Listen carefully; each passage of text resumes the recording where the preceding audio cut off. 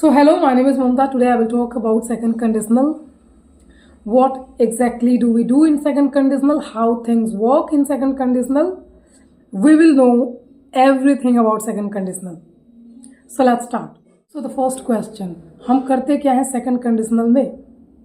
We talk about hypothetical situations in second conditional.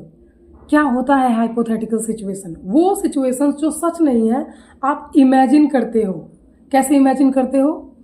अगर मैं राजा होता तो सबको मार देता.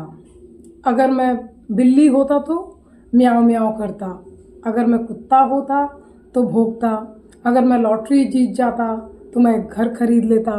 अगर मेरे पास 10 कार होते हैं तो मैं ऐसे करता, स्टाइल मारता. ठीक है, समझ आ रहा है? ये सब हाइपोथेटिकल सिचुएशंस है जो सच नहीं है, पर आप सोच रहे हो अगर ऐसा होता तो मैं ऐसा करता.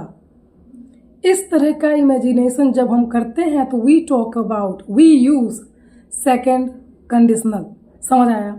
अगर ऐसा होता तो मैं वैसा करता. अगर वैसा होता तो मैं वैसा करता. इस तरह के सिचुएशन के लिए हम यूज करते हैं सेकंड कंडीशनल. ठीक है, let's see some examples to understand this more. Let's first see the structure of second conditional. तो conditionals में हम दो पार्ट रखते हैं. फर्स्ट पार्ट कंडीशनल होता है और उसका सेकंड पार्ट उसी का रिजल्ट होता है. जैसे कि अगर मैं राजा होता तो मैं सबको पैसे बांटता. तो अगर मैं राजा होता इज अ कंडीशन, मैं सबको पैसे बांटता is a result of that condition. So first आपका कंडीशन होता है और सेकंड आपका रिजल्ट होता है. आप दोनों को स्विच भी कर सकते हो. आप पहले रिजल्ट रख सकते हो, बाद में आप कंडीशन रख सकते हो. आप पहले कंडीशन रख सकते हो, बाद में रिजल्ट रख सकते हो. इससे कोई फर्क नहीं पड़ता. जो पहले आपका कंडीशन होता है वो होता है आपका सिंपल पास्ट में. Always in simple past. Her sentence simple past में होगा, लेकिन आप वर का यूज नहीं करोगे हमेशा. आप वॉस का नहीं यूज करोगे, हमेशा वर का यूज करोगे. ऑलवेज हम सेकंड कंडीशनल में जो कंडीशन रखते हैं वो सिंपल पास्ट में हम वर यूज करते हैं. Always we use were.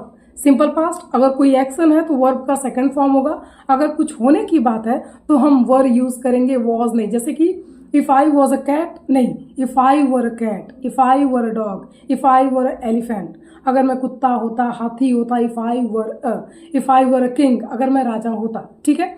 Second जो पार्ट रहेगा आपका सेकंड जो पार्ट होगा रिजल्ट वाला, उसमें आप सब्जेक्ट लोगे, वुड लोगे, वर्ब की फर्स्ट फॉर्म लोगे और rest of the sentence.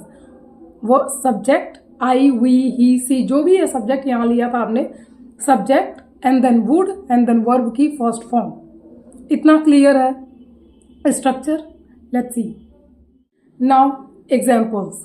First example, if I were a dog I would bark. अगर मैं कुत्ता होता तो मैं भौंकता. If I were a dog I would bark. Bark means भौंकना. If I won the lottery, अगर मैं लॉटरी जीत जाता तो if I won the lottery I would buy a house. मैं एक घर खरीद लेता. Okay. If I had a car I would flex. अगर मेरे पास कार होता तो मैं दिखावा करता. If I had a car I would flex. If I had 4 cars I would give my car to my friends. मैं अपने फ्रेंड्स को दे देता car. If I were a buffalo I would eat grass. If I were a beautiful girl I would, it can be anything, मैं कुछ करती. Okay.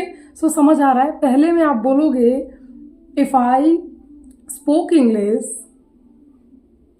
I would pass the exam. अगर मैं इंग्लिश बोलती तो मैं पास हो जाती. If I spoke English I would pass the exam.